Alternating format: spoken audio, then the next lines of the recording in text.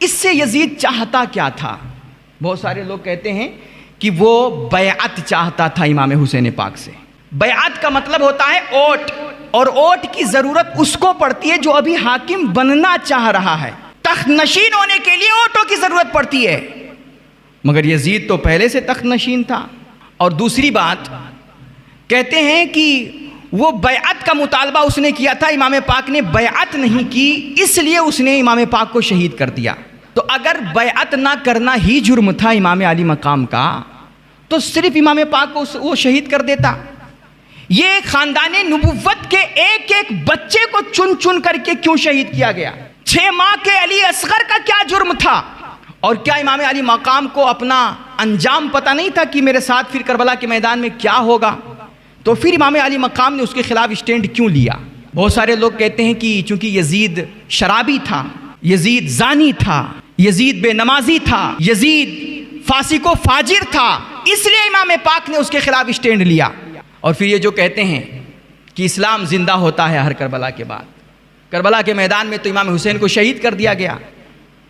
تو پھر اسلام زندہ کیسے ہوا کربلا کے میدان میں؟ اور اگر فسق و فجور کو ختم کرنا ہی مقصد تھا امام پاک کا، تو فسق و فجور تو ختم نہیں ہوا۔ آج بھی شراب نوشیاں ہو رہی ہے، آج بھی زناکاری ہو رہی ہے، آج بھی بدکاری ہو رہی ہے، آج بھی معاشرے میں بے حیائی عام ہے، آج بھی کھلم کھلا شریعت کی دھجیاں اڑائی جاتی ہیں۔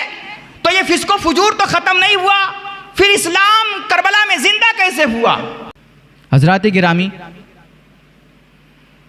واقعی کربلا یہ تاریخ کا ایسا دلخراش اور ایسا ہولناک واقعہ ہے کہ آپ ذرا سوچئے کہ میرے حضور علیہ الصلاۃ والتسلیم کا وہ خاندان اور وہ گھرانہ کہ جس کے بارے میں اللہ کے نبی علیہ الصلاۃ والتسلیم نے ارشاد فرمایا، اس کے بارے میں کئی ایک مختلف روایتیں ہیں، ان تمام مختلف روایتوں کا میں مفہوم پیش کر رہا ہوں کہ اللہ کے نبی نے فرمایا یہ گھرانہ میرا وہ گھرانہ ہے کہ جس سے محبت یہ عین ایمان ہے، اور اس سے ذرہ برابر بھی بغض رکھنا یہ کھلا نفاق ہے۔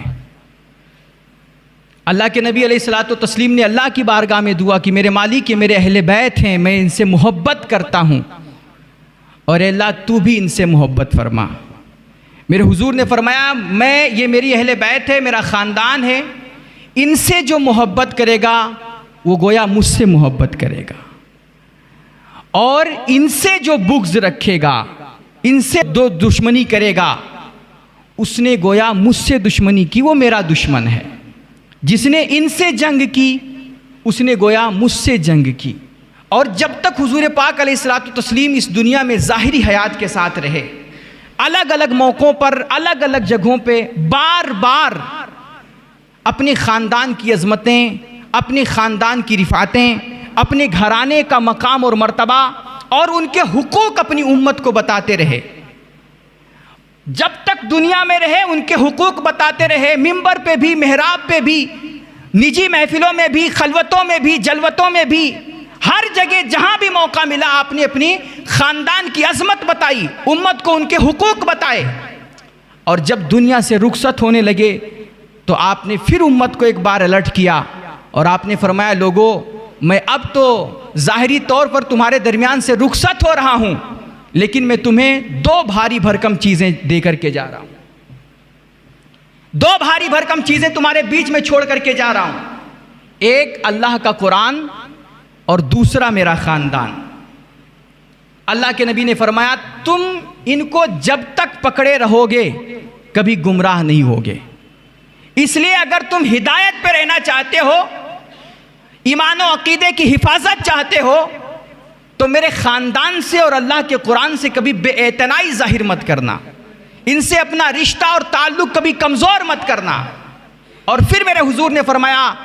الا اذکرکم اللہ فی اہل بیتی، الا اذکرکم اللہ فی اہل بیتی، الا اذکرکم اللہ فی اہل بیتی۔ یہ بار بار یہ جملہ حضور نے اپنی امت کے سامنے بیان فرمایا،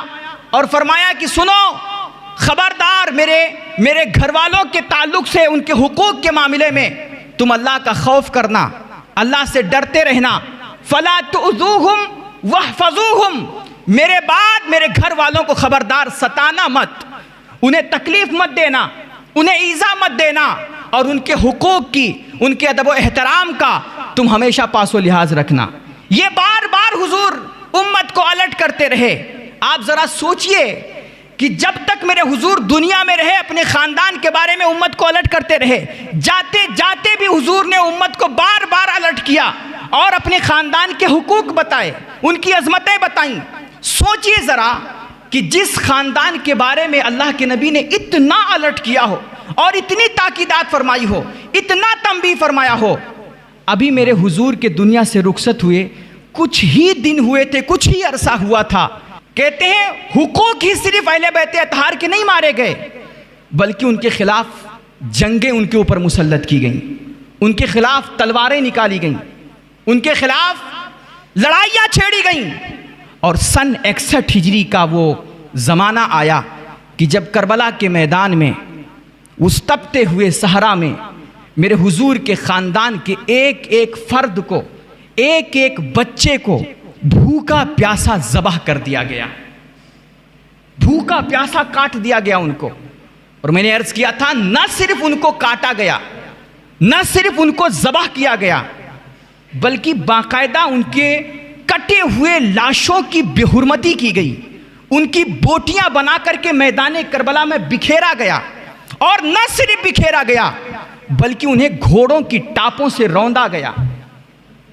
خاندان نبوت کی فتماب خواتین کو، مخدرات کو اسیر بنایا گیا، بیڑیوں میں جکڑا گیا، اور انہیں گلیوں، کوچوں اور بازاروں میں گھمایا گیا۔ یعنی کہ جس قدر بھی توہین ہو سکتی تھی خاندان نبوت کی، جتنی وہ اپنے طور پر اس کی تذلیل کر سکتے تھے معاذ اللہ، ہر ممکن انہوں نے اس کی توہین کی، اس کی بے حرمتی کی اور اس کی تذلیل کی معاذ اللہ۔ آج بہت سارے لوگ کہتے ہیں کہ یزید کو کچھ نہیں کہنا چاہیے، یزید نے ایسا کچھ نہیں کیا، اور بعض لوگ تو یہاں تک کہتے ہیں کہ قتل امام حسین میں یزید کا کوئی ہاتھ نہیں ہے، اور بعض بدبخت تو یہ کہہ جاتے ہیں کہ یہ تو دو شہزادوں کی جنگ ہے، لہٰذا ہمیں کسی کو کچھ نہیں کہنا چاہیے۔ اور ہمارے بعض سنی احباب بھی ہیں جو بسا اوقات یزید کے بارے میں بڑا نرم گوشہ اختیار کرتے ہیں، بہت نرم گوشہ۔ آپ سوچئے کہ آج ہمارے یہاں سے حجاج حج کرنے جاتے ہیں، عمرہ کرنے جاتے ہیں،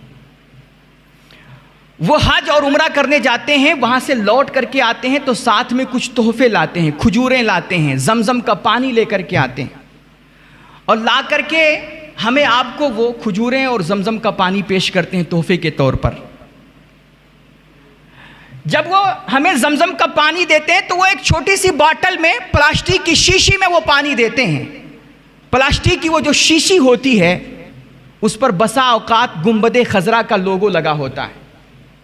مدینہ منورہ کا لوگو لگا ہوتا ہے۔ ایمانداری سے ذرا بولیے گا اور سوچئے میرے بھائی، آج کے زمانے کا کوئی بھی بدکار سے بدکار مسلمان ہو، کمزور سے کمزور ایمان والا مسلمان ہو، نہایت غافل درجے کا مسلمان ہو، اس مسلمان سے بھی اگر کہا جائے کہ یہ جو پلاسٹک کا باٹل ہے جس پہ گنبد خضرا کا لوگو لگا ہوا ہے، جس پہ حرم مکہ کی تصویر چھپی ہوئی ہے، کبھی کبھار اس باٹل پہ صرف مکہ مکرمہ کے کھجوروں کا درخت بنا ہوتا ہے، آب زمزم اردو میں لکھا ہوتا ہے۔ آپ کسی بھی مسلمان سے کہیے کہ یہ جو باٹل ہے جس پہ گنبد خضرا یا مدینہ منورہ کا لوگو لگا ہوا ہے، آپ اسے اپنے پیروں سے روند ڈالیے، میں کہتا ہوں کوئی بھی کتنا بھی بدکار مسلمان ہونا، کمزور سے کمزور ایمان والا ہو اور نہایت غافل درجے کا مسلمان ہو، لیکن وہ کبھی گوارا نہیں کرے گا کہ پلاسٹک کی اس باٹل کو بھی وہ روندے جس پر گنبد خضرا کا لوگو لگا ہوا ہے۔ ہم اور آپ اس پلاسٹک کی شیشی کو بھی اپنے قدموں سے نہیں روند سکتے جس پہ گنبد خضرا کا لوگو لگا ہو، جس پہ حرم طیبہ کی تصویر چھپی ہوئی ہو، ہم نہیں رون سکتے۔ میں کہتا ہوں کتنے بڑے بدبخت، شقی القلب اور ظالم تھے وہ یزیدی، جنہوں نے ہم شبیہ پیغمبر کو کربلا کے میدان میں روندا۔ وہ حضور کے خاندان کے شہزادے، گھرانے کے شہزادے جو ہو بہو مصطفیٰ کی تصویر تھے، ان کو کربلا کے میدان میں بوٹیاں بنا کر کے گھوڑوں کے ٹاپوں سے روندا گیا۔ بتاؤ اس سے بڑی گستاخی رسول کیا ہو سکتی ہے؟ کہتے ہو یزید کو کچھ نہ کہو، بتاؤ گستاخ رسول کے بارے میں تمہارا عقیدہ کیا ہے؟ اور میں کہتا ہوں یزید قاتل امام حسین سے پہلے وہ سب سے بڑا گستاخ رسول تھا، گستاخ رسول تھا، ورنہ کسی بھی مسلمان کا ایمان یہ گوارا نہیں کر سکتا کہ آج دیکھیے ہمارے شہر میں اگر پتہ چل جائے کہ کسی جگہ منہ مبارک ہے، منہ مبارک حضور کا بال شریف ہے، تو اس بال شریف کو دیکھنے کے لیے نا، اس کی زیارت کے لیے لوگوں کا تانتا بن جایا کرتا ہے، بھیڑ لگ جایا کرتی ہے۔ اور منہ مبارک تو کیا میں نے کہا تھا، نالین مبارک جو حضور کا چپل شریف ہے حضور کی، اس کا نقشہ جو ہے نا، نقشہ حضور کے نالے مبارک کا جو نقشہ ہے، حقیقت میں یہ یقینی طور پر نقشہ ہے بھی نہیں، کوئی کہہ بھی نہیں سکتا کہ یہی نقشہ تھا حضور کے نال کا، یقینی طور پر یہ نقشہ ہے بھی نہیں۔ ایک تصور بنا لیا گیا کہ شاید میرے حضور کے نالے پاک کی تصویر ایسی رہی ہو، وہ ایک تصور جو فرض کر لیا گیا ہے، اس فرضی نقشے کا بھی ہمارے دل میں اتنا احترام ہے کہ ہم کہتے ہیں سر پہ رکھنے کو جو مل جائے نالے پاک حضور تو ہم کہیں گے کہ ہاں تاجدار ہم بھی ہیں۔ آج اس نقشے کو ہم اپنے سینے سے لگا کے رکھتے ہیں، اپنے سروں پہ سجا کے رکھتے ہیں۔ یہ ہماری عقیدت ہے حضور کی نسبت سے، یہ ہمارا ایمان ہے، یہ ہمارے ایمان کا تقاضا ہے کہ حضور کے قدموں سے لگنے والی ایک چپل، اس کی بھی اگر تصویر لگ جائے تو ہم اسے مل جائے تو ہم اسے سینے سے لگا کے رکھتے ہیں۔ وہ کیسے ایمان والے تھے اور وہ کیسے مومن تھے کربلا کے میدان میں، جنہوں نے بالکل جو ہو بہو مصطفیٰ کی تصویر تھے، جو لخت جگران مصطفیٰ تھے، جو ہم شبیہان پیغمبر تھے، انہوں نے ان کی نہ صرف ان کو نہ صرف ذبح کیا، نہ ان کو قتل کیا، بلکہ ان کی بے حرمتی کی، اور جتنی بے حرمتی کر سکتے تھے، جتنی صورتیں ہو سکتی تھی بے حرمتی کی،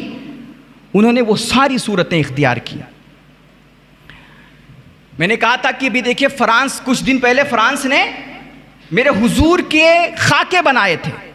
حضور کا پتلا بنایا تھا، وہ پتلا اس نے جلا دیا تھا،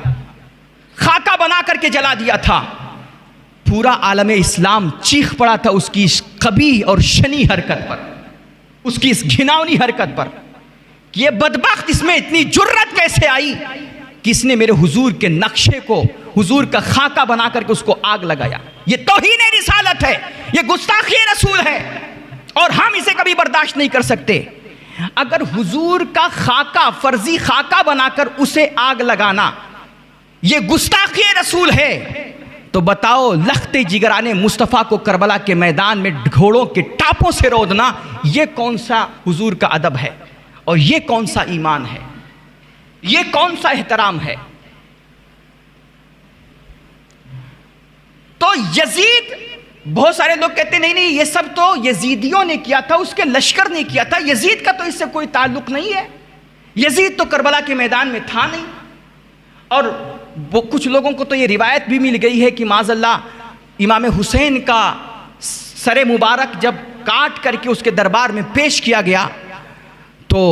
وہ تو بہت افسوس کر رہا تھا قتل امام حسین پہ۔ میں نے کہا مقتول کے قتل پہ افسوس کرنا مقتول کی عظمت کو ظاہر کرتا ہے، مقتول کے مقام کو ظاہر کرتا ہے، مگر قاتل کو بری ذمہ اس کی وجہ سے ٹھہرا نہیں سکتے ہیں۔ تو کہتے ہیں کہ یہ کربلا کے میدان میں یزید نہیں تھا، یہ تو کچھ اس کے لشکریوں نے کیا تھا۔ اور جو افسوس، وہ تو افسوس کر رہا تھا، اس لیے اس کو کچھ نہیں کہنا چاہیے. وہ افسوس کس لیے کیا تھا، کیوں کیا تھا، میں اس کے تعلق سے آگے اگلی محفل میں بات کروں گا انشاءاللہ. لیکن اگر تم کہتے ہو کہ کربلا کے میدان میں جو کچھ ہوا، جو خاندان نبوت پہ ظلم ڈھایا گیا، جو ان کی بے حرمتی کی گئی، جو توہین کی گئی، اس کا ذمہ دار یزید نہیں ہے اور یزید اس سے متفق نہیں تھا، تو میں کہتا ہوں اگر یزید اس سے متفق نہیں تھا ان تمام حرکتوں سے، تو جس نے اس کی لشکریوں میں سے جس نے یہ توہین کی تھی، خاندان نبوت کو کاٹا تھا، خاندان نبوت کے مخدرات کے سروں سے عفت مآب چادروں کو چھینا تھا، اس ظالم نے کتنے ایسے ظالموں کو پکڑ کر کے ان کو سزا دی. کسی کو اس نے سزا نہیں دیا، بلکہ الٹا اس نے عہدے دیے، انعامات دیے. تم کیوں یزید کو بچانا چاہ رہے ہو؟ یزید کو بچانے سے پہلے یہ سوچ لینا کہ تم کس کا دفاع کر رہے ہو. وہ شخص اس کا دفاع کر رہے ہو کہ جو سب سے بڑا گستاخ رسول ہے، جو توہین رسالت کا مرتکب ہے. ابھی 2 روز پہلے کی بات ہے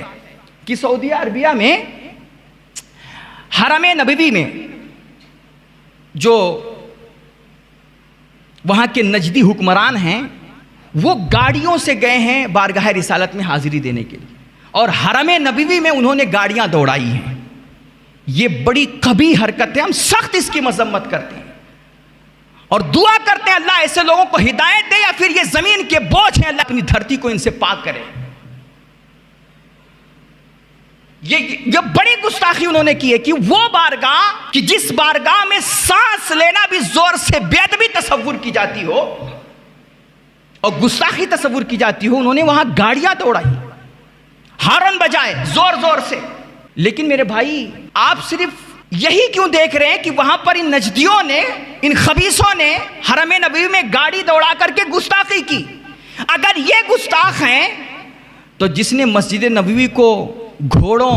اور گدھوں کے لید سے ناپاک کیا، اس یزید کے بارے میں تمہارا نظریہ اتنا نرم کیوں ہو جاتا ہے؟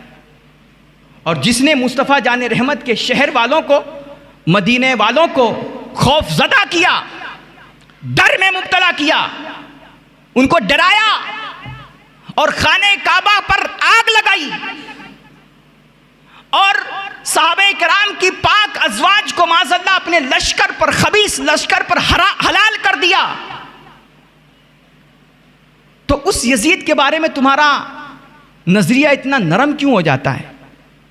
کیا وجہ ہے اس کی؟ اگر نجدی گستاخ ہیں جو گاڑی سے چلے جائیں حرم نبوی میں، تو وہ یزید گستاخ رسول کیوں نہیں ہے کہ جو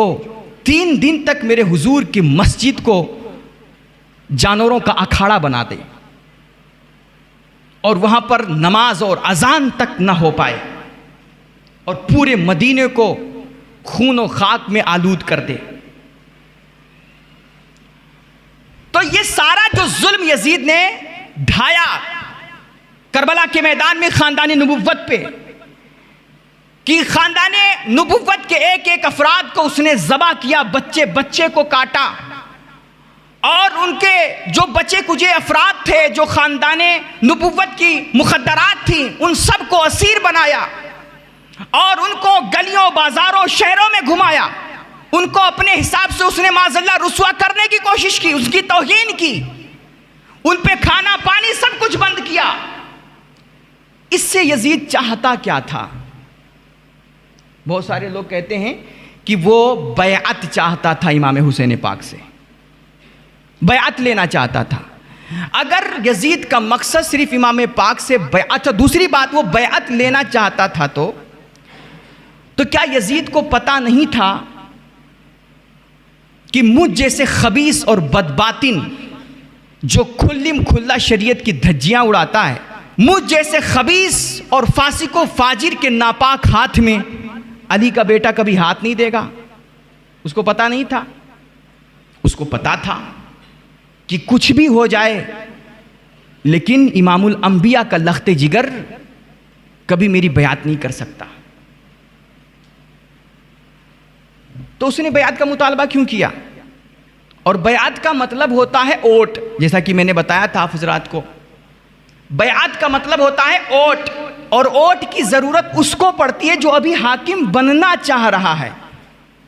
تخت کی کرسی پہ بیٹھا نہیں ہے، حکومت کی کرسی پر، تو اس کو حکومت کی کرسی پر بیٹھنے کے لیے، تخت نشین ہونے کے لیے اونٹوں کی ضرورت پڑتی ہے۔ مگر یزید تو پہلے سے تخت نشین تھا اور ساری دنیا بیعت کر چکی تھی، پہلے سے اس کی بیعتیں باقاعدہ امیر معاویہ نے اپنی زندگی میں اس کو اپنا ولی عہد مقرر کر دیا تھا اور اس کے لیے بیعتیں لے چکے تھے وہ، تو ولی تو وہ یزید تو تخت نشین ہو چکا تھا، پھر اس کو ووٹ کی اور بیعت کی ضرورت کیوں تھی؟ ولی وہ امام حسین سے بیعت کیوں لینا چاہ رہا تھا؟ اور دوسری بات کہتے ہیں کہ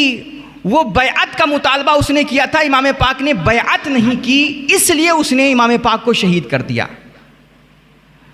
تو اگر بیعت نہ کرنا ہی جرم تھا امام علی مقام کا، تو صرف امام پاک کو وہ شہید کر دیتا، صرف امام پاک کا ہی قتل ہو جاتا۔